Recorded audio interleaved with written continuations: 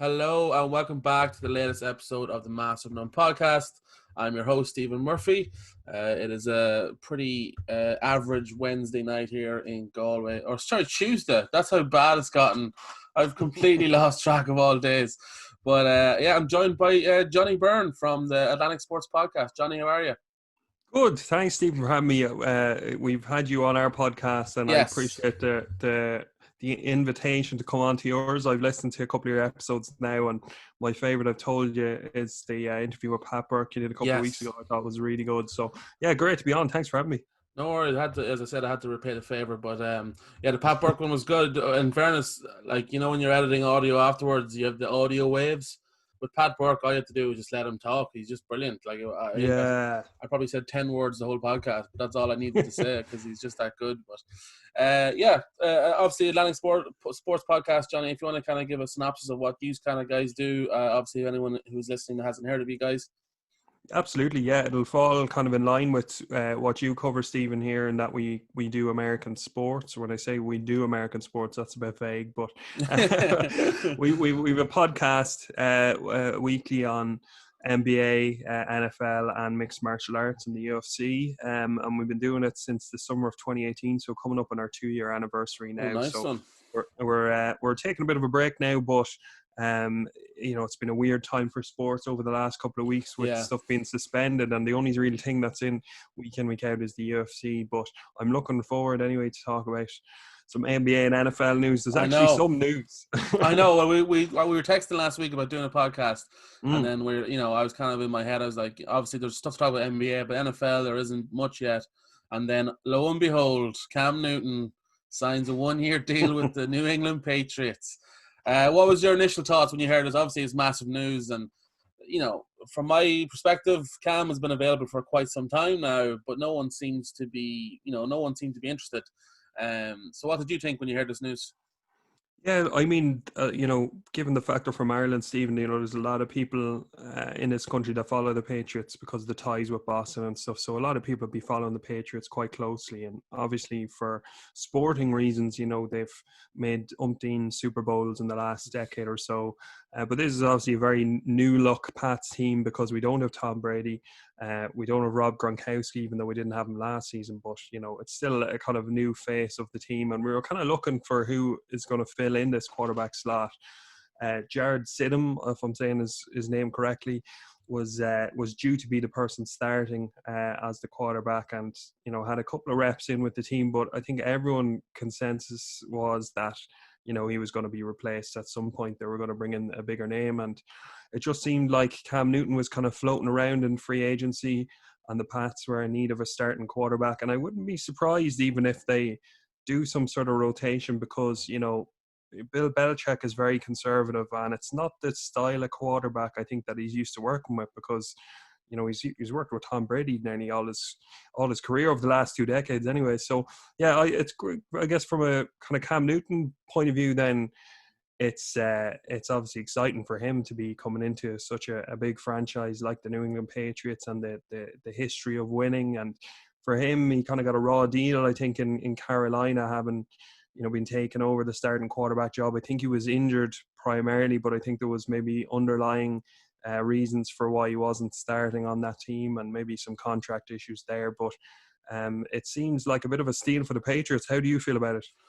Yeah, I think the fact you're saying with Bill Belichick's like, he's Cam Newton is nearly the polar opposite of a quarterback when it comes to Tom Brady. So sort of like, when you break up with a girl and you go for the polar opposite of it, it's kind of like a retaliation kind of thing. Do you know what I mean? Just try something new. So I think he's excited, and we all agree Bill Belichick's a bit of you might like him or dislike him, he's a bit of a genius when it comes to football. So I'm excited to see what they can do with. We've never seen him with an athletic quarterback, really. Do you know what I mean? Saw a glimpse of it with Jacoby Brissett and whatnot, but that was only snippets. Now you're going to get Cam Newton, who, by all accounts, athletic freak, like an absolute specimen. Like, I know Instagram videos are only Instagram videos, but he's in some nick. He seems to be. He's only 31, I think, is he? He's still quite young. Yeah. 31. He had an MVP season. Obviously, he hasn't, repeated that, but for what they pay, I think they're paying all three quarterbacks $9 million combined. Something like, when you compare that to what Nick Foles makes, what these average enough quarterbacks make. It makes complete sense from Bill Belichick's side. It's an experiment like they've done before with, say, Revis. It's a 1-year deal. Let's sign him. If he impacts at all, brilliant.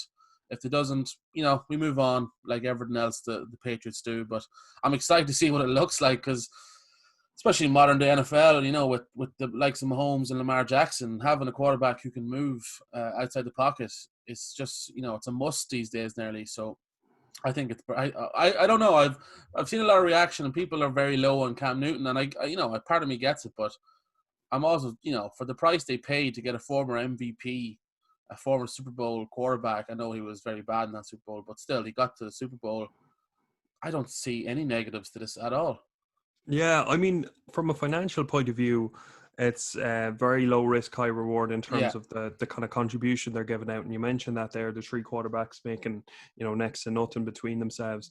But I think nearly from a playing standpoint, and I think Bill Belichick, I think, has the most to lose here, because if Belichick can't get the most out of Cam Newton this year, I really think there's going to be the debates on Fox and ESPN and all these talk sports shows that, Tom Brady was the reason the Patriots were so successful, because yeah, here's Bill Belichick with an MVP quarterback, although a lot of people might think he might be past his prime, or at least going through a slump in his career.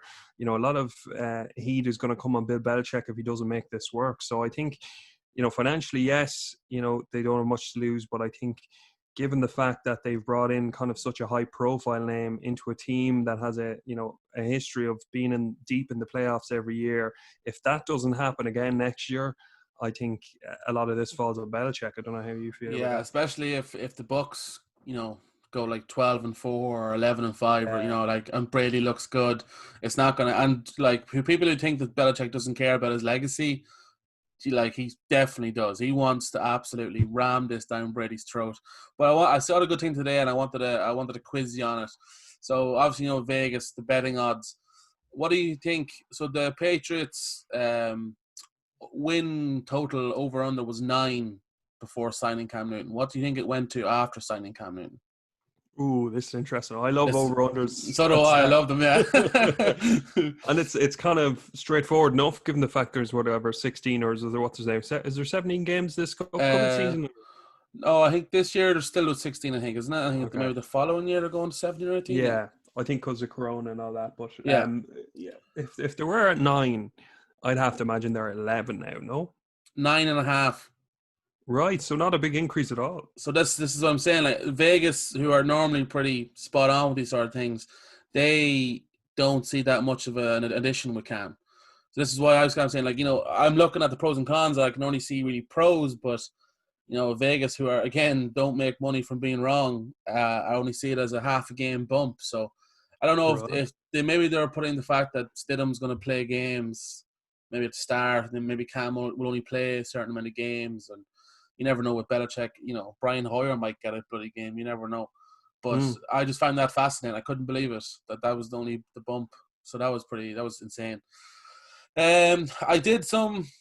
Anything else to say, kind of on the Cam Newton thing before we move on to our little segment? Well, look, I don't really know what else there is in terms of, like, I just think there's a bigger what ifs on this move, I think, than people are making it out to be. Like, I don't think it's as safe of an acquisition. And as you mentioned there, a lot of people have kind of lost kind of interest or hype on Cam Newton, and I think that's fair enough, because especially the style of quarterback that he is, like you said, run heavy, and I think that's a very successful kind of style, as you mentioned, with Lamar Jackson, even Mahomes to a certain extent. But entering in at 31, we've seen him slow down quite a bit since his MVP days. So I'm rooting for him. I am. I think he can take hopefully have a bit of a resurgence. I think a lot of people are hoping on that. But as I said, I think a big what if to see how he'll be next year. Yeah, he's done some stupid things in his past, whatever. But he is a likable guy. Like, he's a massive man. He's a good looking chap. You know what I mean? He's as a franchise wise, he's ideal for your franchise. But yeah, I hope I'm pulling for him. I hope I don't, again, as you say, we're from Ireland. I don't really have allegiances to any kind of franchise.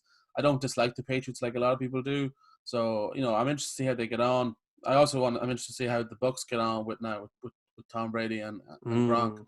So I'm interested. I'm going to follow the. I said to one of my mates, I've watched very few Buccaneers games in my life. So next year I'm going to probably double the amount in my entire life. But yeah, I'm pulling for him. I think as you said before, he's going to be motivated as hell because he thinks everyone else is giving up on him, which to a certain extent they did. Like he was available for months there and nobody took him. And you think of the bad franchises and the bad quarterbacks in the league currently, and nobody wanted to take a chance on him. He should be very, very much motivated, chip on his shoulder. So I think it's going to work. I'm going to go out. I think, I'm going to be positive. Don't want to be too negative, But all right, it's good and calm. So yeah, I gave you a little task a few days ago. But so I just off-season moves.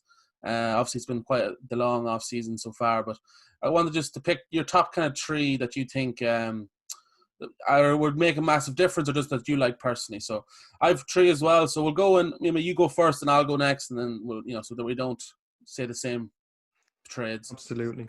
Yeah, I was looking at this and, it feels like ages away from I know that transaction period. And it was only in late March, start of April. But I've kind of some would call some of my picks a bit hipster. So I like it because that's not going to be my pick. So they're all notable names. They're all recognizable names. But I haven't gone with Tom Brady to the Bucs, which I think could be number one on most people's list. But yeah, I'll go with the first one here. I have one I personally liked a lot is Stephon Diggs going to the Bills. Yeah, not on my list, but I did consider it. Because, he played such a pivotal role in that big season for the Vikings last year. And, a lot of people talk about the kind of resurgence of Kirk Cousins after having a number of inconsistent seasons. And Adam Thielen, people forget, was injured for a lot of this season. And Stephon Diggs kind of held the mantle as the kind of offensive weapon that they had on that Vikings team. And I know they relied a lot on the run game with Dalvin Cook as well. But Diggs, I think, had some issues behind the scenes, wanted to kind of be the number one wide receiver on a team, and he's really going into the perfect system here with a young quarterback and Josh Allen with a big arm and somebody that a target, I guess, another weapon for him to unleash on the Bills team that seems to be improving year on year. So yeah, I really like that transaction. So if you're going to give a grade to both teams there, what would you kind of give? A+, B+? I for the think Bills? From what I can remember, for the Bills, I would give it probably an A-. I mean, you've given an A+ if they manage to bag a DeAndre Hopkins or someone of that caliber, but and I think Diggs is probably the next step down. But yeah, for them, probably an A-. And then for the Vikings, a bit of a strange one, but given the fact there was a bit of unrest in the locker room, I'll give them a C. Yeah, okay, fair enough. That's a good one. Yeah, no, he's definitely talented wide receiver. All right. I've gone with Calais Campbell from the Jaguars to the Ravens. Just because the Jaguars are obviously in tank mode. It seems to be like they're just shipping off everybody. And the Ravens, I don't know if you watched the NFL last year. Not a bad team, especially on the defensive side.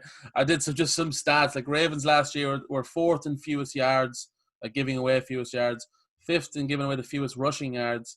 And the only weak link, if you could call it that, was actually the sacks, where they were only 21st.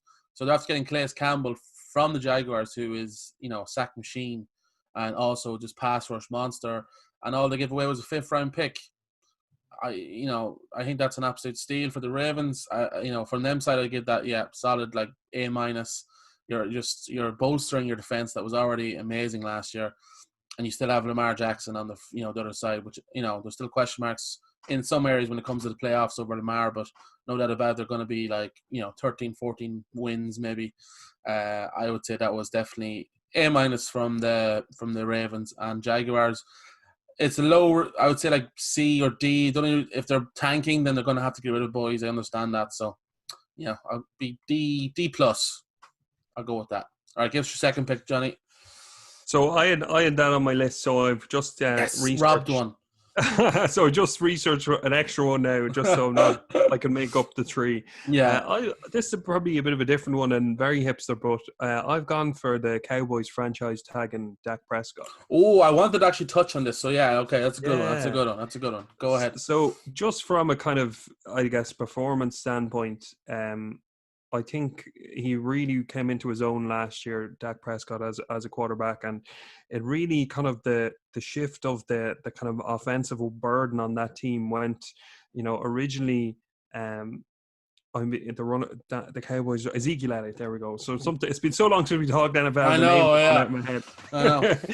But a lot of people thought that Ezekiel Elliott was going to carry this offense for the next 5+ years. And now I think last year kind of showed that, Dak Prescott is the person you're kind of building around. And he might not be in the top tier quarterbacks, but, to be only in his whatever third or fourth season he's in now, I think it was a right move to kind of franchise tag him and keep him along with that team. Because when you look at the weapons he has next year, you have Amari Cooper in another full season. You have CD Lamb, who they drafted, who I'm really excited about, and Michael Gallup as well. So, I think it was a great move for Dallas, and I think they could have easily, gone for a free agent like Phillip Rivers or somebody, a little bit more safe. But they've gone with Prescott and bringing him back, and I think that was the right move. I'm torn on Prescott because I just don't see. I've often wanted to do like research on a podcast on like max contracts in both NFL and NBA because I just don't think they ever work bar 2% of the times, like your LeBrons maybe, or your back in the day, maybe someone like Tom Brady. I know they didn't, but if they did, you could understand why they would do it. I think it's the same here. I just don't think the market's just too much money. I just don't see how you could benefit from spending that much money on Dak Prescott. He's good. I'm not saying he's not good, but he's not Patrick Mahomes. He's not Lamar Jackson. He isn't, Drew Brees to a certain extent. So I don't know. He's going to get paid at some stage. Some team's going to pay him, and fair play to him. Get the money. I'm not saying don't get the money, but I just don't think you don't strengthen your team overall by paying a quarterback that much money unless he is that top 2% maybe of quarterbacks. But I think franchise tag him is good. You kind of put it off for another year. If he has a great year this year, then you probably will have to pay him. But if he doesn't have a great year, if he's a bad year, you give yourself another year to give yourself the option. What was the franchise tag? Was it 31 million, 32 million? Yeah, around that, or the early 30s. Yeah, early 30s. Yeah, so still a lot of money. I don't know what was he looking for. Was he looking for a high 30s? He was looking for a big contract anyway, Yeah. and it was really looking like they weren't going to come to any sort of agreement. Like I think at one stage there was reports saying he wasn't going to accept the franchise tag at all, that he'd go to a new team if he didn't get a contract. Oh wow, okay. I think Dallas must have kind of took him aside and said, look, if you do well this season, there's a big contract coming for you, but just give us one more year to prove yourself. Like, Poor Dak, only making 32 million. God, my heart bleeds from him. But yeah, that's a good one. Yeah, that's a good one. The Dak debate's always a good one. I've gone with next. Then I'll leave. A small one, just because I think it's good for both teams, is the Nick Foles from the Jaguars to the Bears. The reason I think it's good for both teams is it's a pretty crap contract. It's 3 years, 24 million. So it's good for the Jaguars to offload that. And also the Bears, I just don't think they have a clue what they have when it comes to Trubisky. So, get someone, an experienced Super Bowl winning quarterback on the books. If anything, it'll make Trubisky better, or, Foles will actually just take over and become, Nick Foles is a good quarterback. There's no doubt about it. He definitely peaked that Super Bowl that we've never seen really since. But Trubisky's such a nightmare. You don't know what you have with him. So I think signing that, good for both teams. I give a B+ for both teams there. Smart by the Bears to get an experienced quarterback in, and then also smart by Jaguars. If you are in tank mode, offload that contract, which is a lot of money. Absolutely, yeah. I actually had that on my list as well. Oh no, I left off 2 obvious ones because I thought that you had them. I really like that, because I think people blow hot and cold on Nick Foles, and I understand, given the fact that he's been a backup quarterback for most of his career, but at the same time, we're talking about the finals, MVP here, or Super Bowl MVP. I'm speaking in NBA terms. Yeah, there. well, it's the final. It is the final. It is the final. Yeah, technically correct. Yeah, but I really like him, and I think Jaguar was a bit of a weird place for him, to be honest, especially with the emergence of Gardner Minshew, in his absence. And I still think you have a couple of really good years left in him. And given, how good the Bears defense was 2 years ago, if you can try and get that to return to form with Foles in the offense, might need a couple more weapons to really be an elite offense. But Foles is a good starting point, I think. Yeah, 100%. Yeah, sorry. So, will I just throw out my third one then? If you don't have any, Yeah, sorry, I have a can't believe I backup. I have robbed. a Oh, you back. have a back. Okay, good man. No, Yeah. sorry, I thought I left. Sorry, go on ahead. So I'll go for a quick one here, Yeah, and maybe long term I'm not as big of a fan of this, but the short term I think it was kind of a bold move, and I liked it to a certain extent, and that's DeForest Buckner going to the Colts. DeForest Buckner obviously was a big part of that defensive line for the 49ers, which was topping the statistics league wide in terms of various defensive numbers, and they've given him a pretty lengthy contract and a big one for a defensive tackle. 84 million, I think they've gone with, and a first round pick as well. But I think that Colts team now, they brought in Phillip Rivers, and I think they're very much in win now mode. And I like some of their weapons like T.Y. Hilton, for example. So to shore up their defense a little bit, they kind of may have overpaid a little bit for it, but I'm all in for this win now mode Indianapolis Colts. well, you have to protect your QB now that he's Phillip Rivers as well. You know what I mean? You can't True.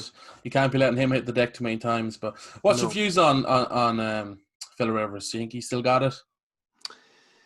Last year was such a weird year for the Chargers because I feel like the Chargers were forever the above average team, but Yeah, that's not necessarily a compliment, because when you're talking about teams trying to make the playoffs each year, the Chargers might sneak into it, but you'd always believe them to go out early in the yeah, first round or so. And I feel like they maintained that status for so long that everyone was expecting that big jump, and it just didn't seem to work for them. And they've made a couple of good off-season signings now, defensively especially. But I don't know. I think sometimes you just need a fresh start, and I think Phillip Rivers, if he was to finish his career as a Charger, having not really achieved anything, I think it would be a strange one. So I think it's probably good for both teams. yeah. It's a fresh start for him, and it's a pretty experienced quarterback now, a very experienced quarterback for the Colts to have. So, Mm. yeah, it's a good one. I'm always amazed that people. Again, is there no younger quarterback that's near as good as Phillip Rivers is now? You know what I mean. So at the end of his career, I'm just always amazed that no one takes a chance. But obviously, experience counts for a lot. So, True. that's a good one. Yeah. Oh, I'm torn on my last two. What about to pick a last one? I'll go with the obvious one, or the one that is I couldn't get my head around, was obviously Hopkins from Texans to the Cardinals. Um, I just couldn't. I personally, I think Hopkins is the best receiver in the game. Um, Definitely top 2 or 3. There's no argument with that. I think he's the best because I think he's just gritty, and he's just he freaking lives for it, and he just wants it all the time, and he doesn't matter if he gets roughed up, he just keep going. And the Cardinals got him for David Johnson's contract, which was 3 years, 39 million. I think he's in the second year now, but that's massive contract, especially for a running back. A second round pick in 2020 in this draft, and then a fourth round pick in 2021. And it's just like the problem with the Texans is the coach is also their GM, which I think from we all know from experience with both NBA and NFL, it's never a good idea. There's too much to do in both jobs, so you need to have separate people. But the Cardinals now have become kind of the lovable outsider team to now they are a proper team. You have Kyler Murray, who's only going to get better. You still have Larry Fitz, who I know it's not on the way out, but with him and Hopkins, I think this is incredible. The Cardinals, I think, are going to be a bit of a force next year. That's how good I think Hopkins is, and the Texans are going to pay David Johnson another 20 million or whatever it is. So I just couldn't get my head around that. The Texans coach Bill O'Brien, I don't think he's a bad coach, but he's definitely not a good GM after that one. So, because they're not even tanking, they're not trying to lose. So I don't see why. Obviously maybe the relationship wasn't good between himself and DeAndre, but still strange. But yeah, well, you're obviously, are you as big on Hopkins as I am? Yeah, I mean, I don't really have much to add there, other than that was just an awful trade for Yeah, the Texans. They really got nothing back in that, and David Johnson had one really good year, and then it seemed to drop off the face of the earth really in terms of his production. So you're not really getting much security back there, and especially, for with Deshaun Watson in his prime, you know, I really don't see the logic behind it. So yeah. yeah, strange. Just an honorable mention, obviously, for the Gronk trade to the Bucks, just because Yeah, that's true. Gronk's back. Gronk's back. Who doesn't love Gronk? I want Gronk always in my life, and if he's back, he's healthy and stuff like that, brilliant. Can't wait to watch that. That's good. Yeah, that's thanks for doing those kind of a bit of research there, Johnny. And we'll move on to a bit of the NBA. NBA is coming back as well. God, it's great to have sports coming back. I know training camp starts on July 9th. All teams have to officially declare their squads by tomorrow, the 1st of July. So we're going to know who actually properly isn't going. Obviously, we know at the moment, as far as I can see, 7 players have refused to go, not because of positive tests, just because of their own, wealth and well-being, and obviously then some for what's going on in America, obviously with the social issues. So I think Kyrie Irving, Avery Bradley, Davis Bertans, Trevor Ariza, Willie Cauley-Stein, DeMarcus Cousins, and Wilson Chandler have all basically come out and said that they're not going to go back. Majority is for health issues, which is totally fine. I think Kyrie and Avery Bradley has health issues as well, but he's also social issues. But where do you kind of stand on this? I've seen it kind of been debated on Twitter. Some players are saying that it's going to take away from the social issues going on in America, and some players are saying that it's not. Where do you kind of fall on that debate?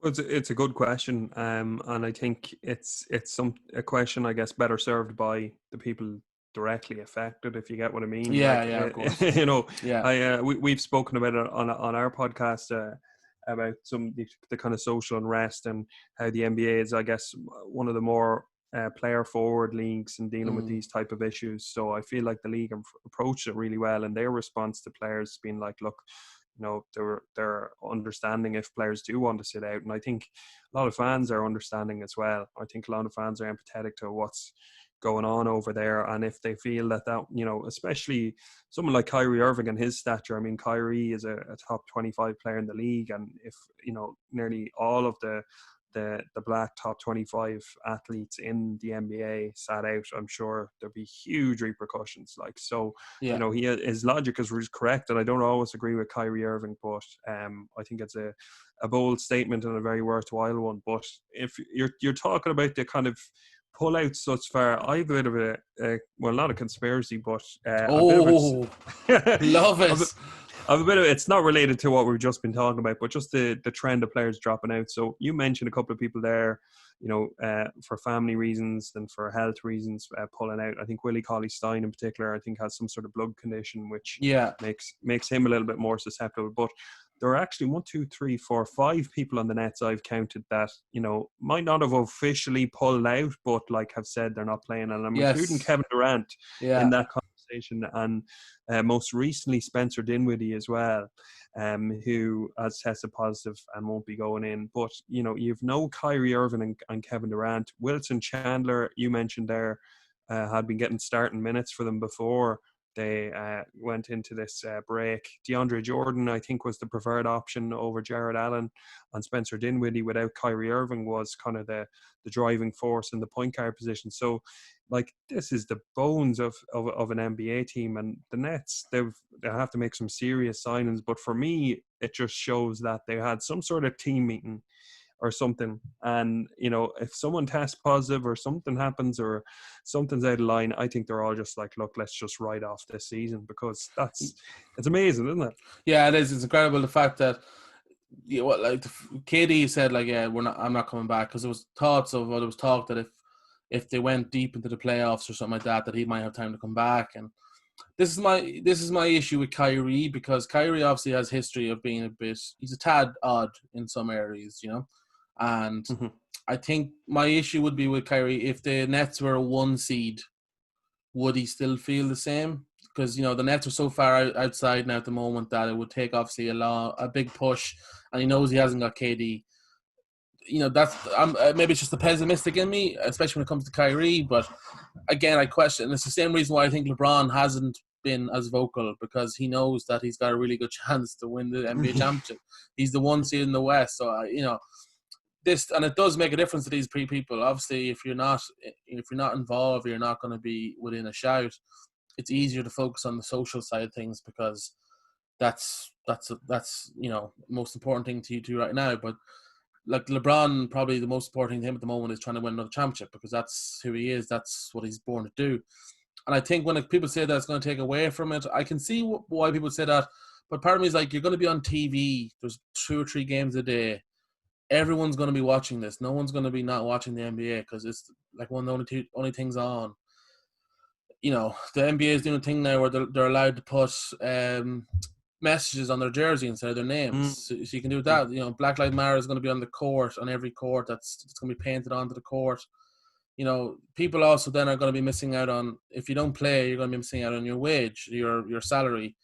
That's money that can go back into these communities, that can go back into these projects, that can make a difference. And that's the kind of counter argument that I've seen. And I think I'd be leaning towards that at the moment. I don't think it takes away, but again, I'm not the person to comment on it, but just with the amount of TV time and how much it's going to dominate the media circuit, this NBA playoffs and the bubble, I think would be a waste not to try and use that for, sending messages across the world, because this is going to be worldwide audiences of millions and millions of people. Yeah, no, You know, I think that's a very good point, especially when you speak with the Nets there, because like you said, with LeBron in the position he's in, LeBron, we know how much LeBron cares about his legacy. oh And I yeah, think it's coming up on, or at least we just passed the 10-year anniversary of the decision in Miami. mm, Every little detail of LeBron's career has been carefully planned out, whether it's on court or the business side of things. But ultimately, as you said there, he cares, he's the number 1 seed, and what matters to him most now probably is winning another championship. Whereas on the net side of things, they're in the fringe of the kind of Eastern Conference playoffs. I don't know if they're 7th or 6th or whatever. Probably not a great chance of even surpassing the first round. And for them, I guess, they could go full strength, but it's just a strange one for them. Even the likes of DeAndre Jordan, like, sure, he's tested positive for coronavirus now and shouldn't be near any players for 2 weeks, but there's still a number of weeks then after that until they have to report to Orlando. So yeah. I don't know. It just seems like a very easy way out for a lot of these players. Some of them have more valid reasons than others. I know, it's just a strange scenario. I don't know. Did DeAndre Jordan say he's definitely not coming back, or did he just say he wouldn't be there for the resumption of the season? I think he. I think. Yeah. Well, maybe I don't know. Maybe he did. He hasn't come out since. But to touch on your LeBron point, if like from LeBron's perspective, look at the players that has kept you from winning the title the last couple of years: Steph, Clay, Draymond, and KD, all of which are not playing in this playoffs. This is his goal and opportunity. Obviously, Kawhi, PG, and the Clippers are going to be very tough to get past, and Giannis in the East. But the players who have stopped you from winning titles the last 3 or 4 years are not in the playoffs. They're not in Orlando. He wants this to go ahead. And normally LeBron's very vocal on everything, and he's been pretty quiet. He's kept himself to himself, which is perfectly fine. I'm not saying he should be vocal, but it's definitely out of character to not hear about him as much. And I think that's part of the reason too. And I think, just sorry to just touch one last point here, I think that works both ways, in that you're, the way you've made the point there about LeBron looking at, his foes of his past couple of seasons that aren't playing. I think that fringe teams making the playoffs, the likes of teams like the Nets, the Grizzlies, for example, should be relishing this opportunity, because we still don't know what version of these top teams we're going to see. Yeah. A lot of these players have been without basketball for months, and I think it's as good of a chance for some of these fringe teams as ever, especially in this kind of format. So, I don't know. It's kind of this debate could go on forever, Stephen, I think. Yeah. No, it's great though. Yeah, you're right though. Yeah, 8 seed. Yeah, you would definitely be. It's like, feck it, we'll give it a really good go. Not that you wouldn't every year, but you're like, you never know what it could take. 3 weeks for LeBron to get back up to peak LeBron. So you never know. But just on the actual testing of the players, so 16 out of the 302 players tested positive, which is only around 5%. But what I didn't know until actually recently is there's expected to be around 340 players going to Orlando. So there's about 30, 35, 38 tests they're not accounted for. Apparently those are the ones that, it's basically the only ones that are counted was the ones done on team facilities. So like Nikola Jokic's test in Serbia doesn't actually get counted into all these. So it'd be interesting to see though what the actual numbers come back when those tests get. Like I said, tomorrow is the deadline for, we need to know what your rosters are. So we're going to know tomorrow what, who actually is able to play that first game and who isn't going to be playing that first game. So it's interesting to see, there could be still a couple of big names that we haven't seen reported yet, which is exciting. Yeah, absolutely. And I think a lot of the reports that have come out have been anonymous. I think there was at least 3 or 4 people in the Lakers facility, and then, in comments was reported as testing positive and no names released. So, that could be LeBron for all we know. So, Yeah. um, Oh, you know, imagine. Holy moly. well, look, that's what I'm saying, and honestly, I don't, we're looking at the average here of, I think, I don't know, you were saying around 5%. I think that's around the average, I think, of the week on week trends in America. About 5% of people who got tested or whatever are coming out as positive, or could have maybe got that stat wrong, but it's in line with some sort of average in America anyway. But of course, we will take everybody testing positive, as a caution or precaution. Like somebody like Alex Len, for the Kings, okay, that's going to be risky for wherever the Kings play, whoever's in the practice facility, his teammates, etc. But ultimately, what we just spoke about, the example there, if LeBron tested positive, that would send shockwaves around the league, the news reporting.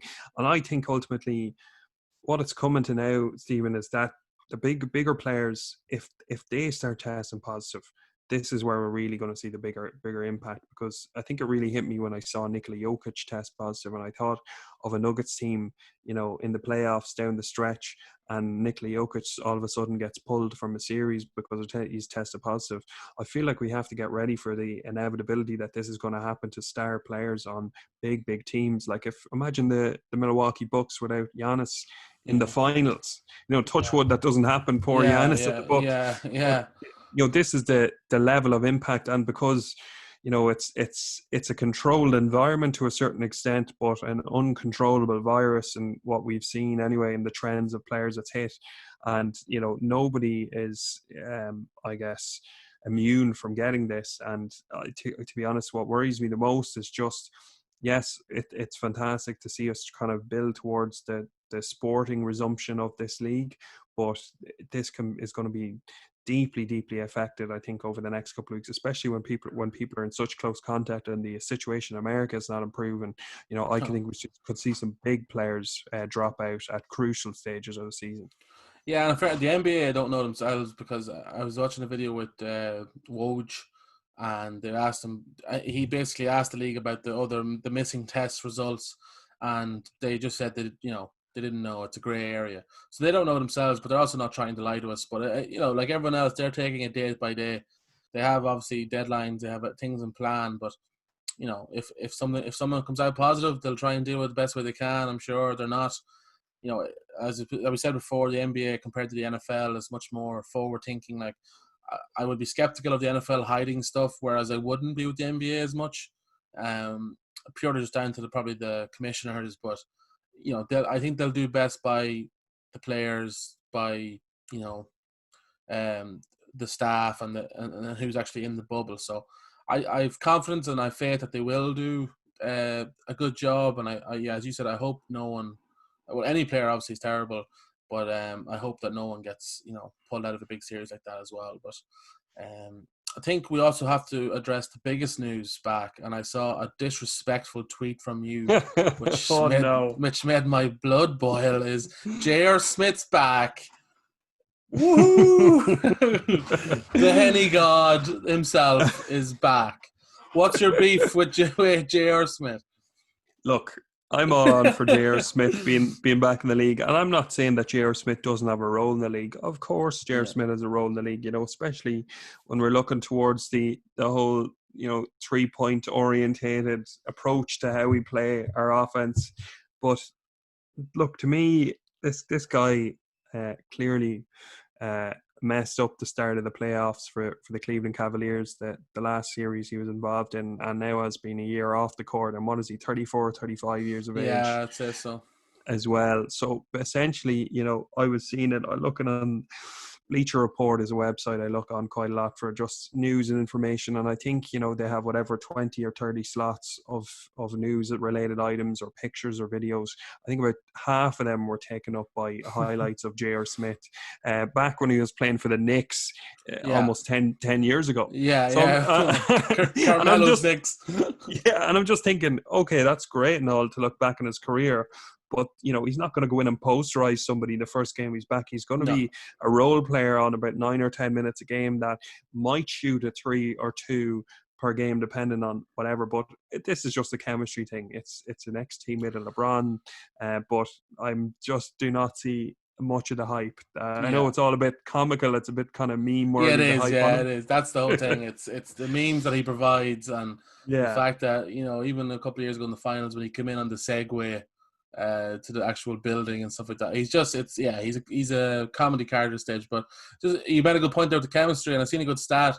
Out of total playoff games that LeBron has played with teammates, J.R. Smith is 6th highest on that list, which shocked me a bit. Like that's how many playoff games he's played with LeBron. But you made a good point as well. Like it's going to be when the Lakers are going up the floor, it's going to be JR stand in that corner, and if either myself or Anthony Davis gets in trouble, we might throw it to you with 2 seconds left, and you can chuck it up. That's going to be it. Like that's all he's been brought in for. It's the replacement of Avery Bradley, which is definitely a downgrade. Avery Bradley is a starter. J.R. Smith is not like that at this stage in his career, but it's just fun because you never know what he might do. This is the thing. We could have another repeat of the timeout issue, and it's going to be great for us to cover. So I'm all for it. I know I enjoyed your tweet and responding to it, but he is, as you say, at this stage he's a meme. But he's back though. That's all that matters. So that's good. But yeah, as we said, the NBA's come back. I'm excited for it. We don't have long to wait now. A couple of weeks. And we'll definitely we'll get you back on before that as well. We'll get some predictions for the games coming up and whatnot. But thanks for joining me again, Johnny. Appreciate it. And we'll do it again soon. Do you want to plug any Twitter or Instagrams?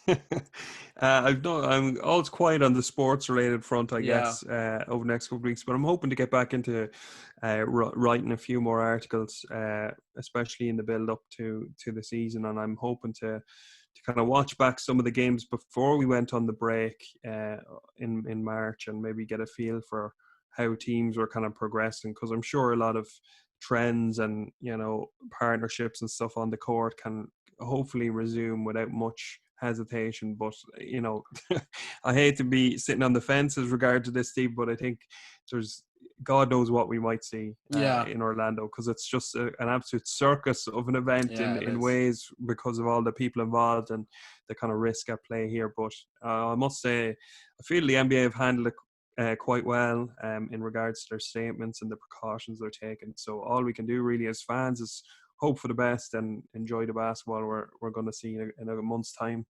100%, yeah. It's gonna be Christmas Eve all over again. Come the 29th of July. All right, cheers, Johnny. Follow my guys on Twitter and Instagram. Twitter is @_podcast, and Mastodon Podcast is for YouTube, Instagram, and Facebook, where this will be going up. All right, Johnny, have a good one. Chat to you soon. Perfect. Thank you, man.